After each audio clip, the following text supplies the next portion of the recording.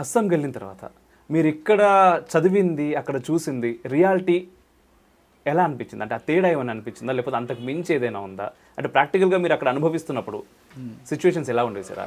అస్సామే కాదు, మొత్తం north east India North East, 7 రాష్ట్రాలు ఉన్నాయండి.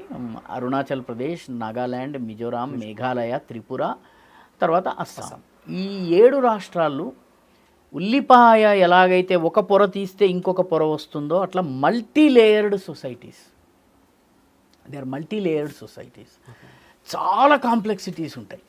చాలా అంటే దానిని ప్రత్యేకంగా మనం ఒక రోజు వర్ణించవలసి ఉంటుందన్నమాట నార్త్ ఈస్ట్కి సంబంధించి.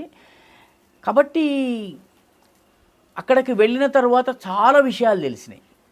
అక్కడ భాష వేరు, ఒకటి కాదు, దాదాపు నార్త్ ఈస్ట్లోనే 180 వరకు భాషలు ఉన్నాయి. 180 భాషలు ఉన్నాయి.